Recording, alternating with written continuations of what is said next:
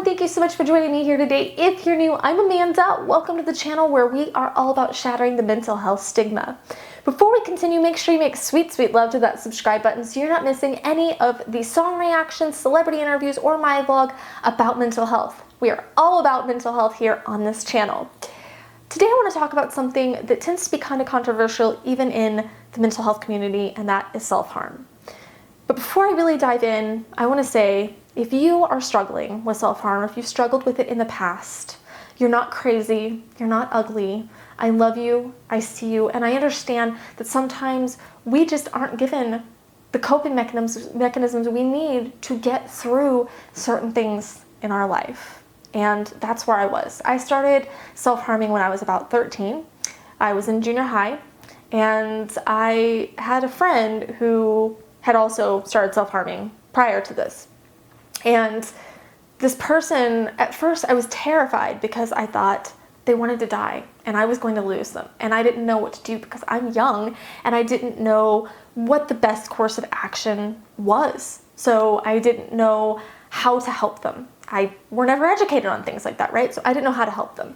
As time went on and I was being bullied at the time, I found out my dad was terminal. I just had more on me than my little junior high mind could take, and I didn't know what to do because, again, we are never taught to deal with mental health or stress or anxiety or depression in any kind of meaningful way, and we're not given the skills to navigate these situations.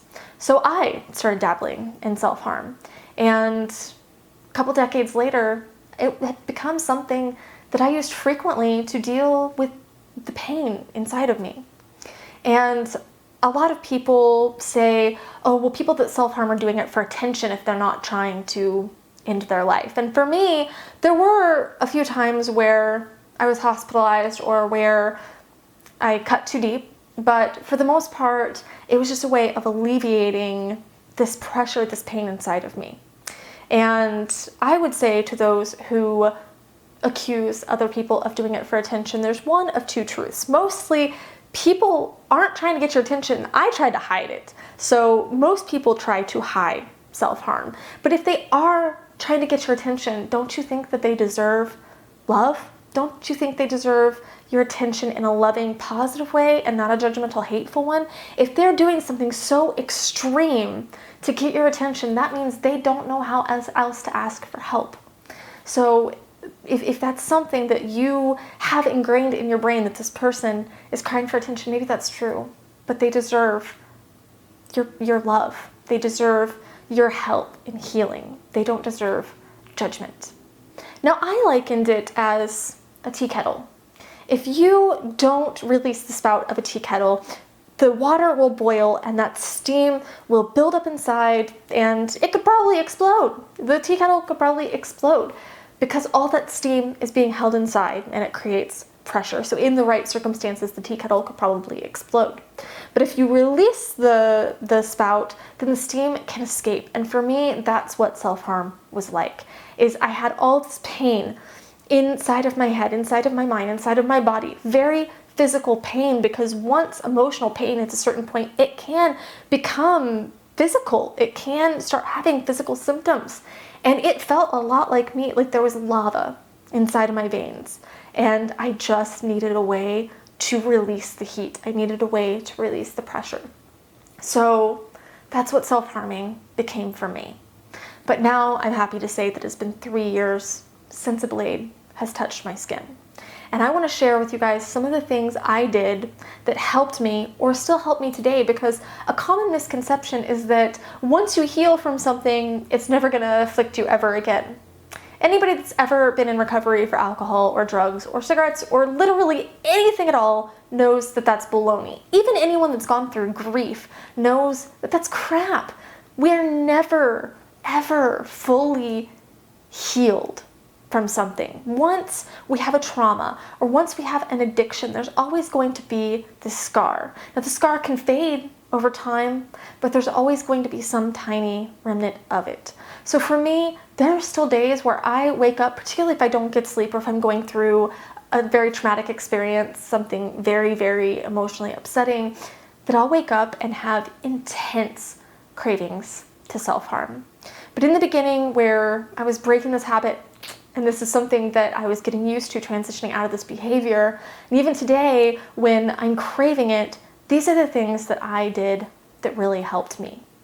Number one is I would get ice, just cubes of ice, and put it in my hand. Because when I self-harmed, what I was looking to do was shock my system. I was feeling so overwhelmed and so much pain and so just intense that I needed something to break that cycle. I needed something to shock me out of that. And for me, holding ice in my hand was very similar to the pain of self-harm. So it would kind of shock my system and give me that pain I was looking for. Now, this isn't something I do a lot today unless I am in a very intense, I'm about to do this kind of mind state. This is beyond cravings. This is, I feel like doing this right now and I'm about to do this right now. Then I will use that. But for the most part, this is something that I suggest only using as you're transitioning out of self-harm, because it's still giving you that pain that you're craving. So it's a great replacement in those early steps, or when something's very, very intense and it's kind of your last measure of defense against giving into self-harm cravings, but it's something that I do definitely suggest phasing out over time. Alternatively, you can also use a rubber band or hair tie, something that will give you that same shock. Now, I always self-harmed on my left wrist, so I often will keep a hair tie or a rubber band on my wrist if I'm having a particular hard time, or in the beginning when I was having those cravings all the time. They were near constant. It was very hard to go from one minute to the next without having those cravings because I didn't know how to cope. And mind you, I stopped self-harming at the same time that I stopped using Coke. So I was giving up two things that helped me cope at the same time. But rubber bands and ice are two things that will help you transition out of it, because it's still giving that shock to the system. It's still giving you that little dopamine hit without giving in to the behavior itself. So it's a great transition period activity. The thing that I do most often nowadays is I'll write something on my wrist. So for the longest time, it was Linkin Park lyrics, or it was just short little quotes, or sometimes it was just hearts, or I love you. The thing that I've been using lately, because believe it or not, I still have days, weekends, sometimes even weeks that usually not weeks, but that tend to be extremely heavy and extremely hard. And I'm actually kind of going through that period right now. So if you saw some residue on a couple of my last videos, now you'll know what that's all about. And the last thing that I wrote on my arm, this was actually over on my Instagram, I posted a picture of this, is Nolite te bastardes corborandorum, which means don't let the bastards grind you down in Latin. And it was something that just, when I felt that urge, I could look at that and say, this isn't worth it, Amanda. You are stronger than this. You're stronger than them. You're stronger than the situation. And it was just a reminder that I needed to get through those moments. So whether it's a Nightwish song lyric, because I know I have a lot of fans on here, whether it's a Nightwish song lyric, a Linkin Park song lyric, a Britney Spears song lyric, a Disney song lyric, a happy quote, just a simple heart or an I love you, just to remind yourself that you do deserve love, you do deserve happiness, you deserve all of those things. You got to get through the moment. And so once you start building your skill set otherwise in healthy coping mechanisms like this, you'll start seeing more and more of your strength. I actually got a tattoo. I don't know if you can see it because it's white, but the last day that I self-harmed, it was actually the day after, but I met Mike Shinoda from Linkin Park, and he drew this puzzle piece with his initials on it. And that has been my ongoing reminder not to self-harm anymore, because I asked him to do it on this wrist when I met him back in June of 2018. And that is just my ongoing reminder. Sometimes I have to add a little something else to it, right? But whether it's a tattoo or you're writing something, whether you need it permanently, if you get a tattoo to memorialize your healing journey, that's awesome too. But alternatively, you can just write something, whether in marker or pen, on your arm, and I found that to be incredibly, incredibly helpful. Something else that I did in the beginning, or that I do when things get very intense, is I leave myself little sticky notes. And again, it will just have positive quotes or uplifting quotes, or just, you can do this, motivational little sentences and stuff. And I put these on the items that I used to self-harm with. So if I had reached for that item I had to see that message and that note. And there's still a couple that still have those notes on there, just because every now and then, it's like when I was a baby and I was giving up my bottle. I had to go every now and then, just make sure it was still there, kind of as my safety blanket, and then eventually I gave it up.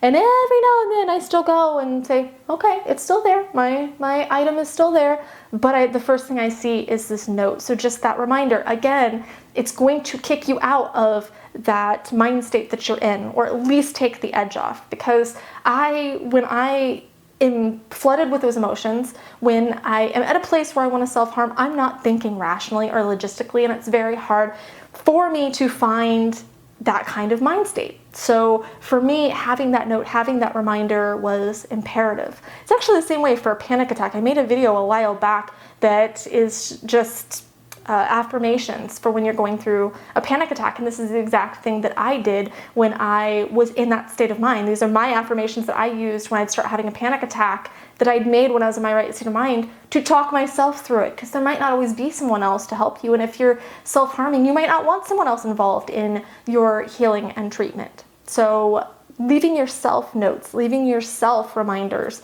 nobody else has to know, but doing that can help empower you.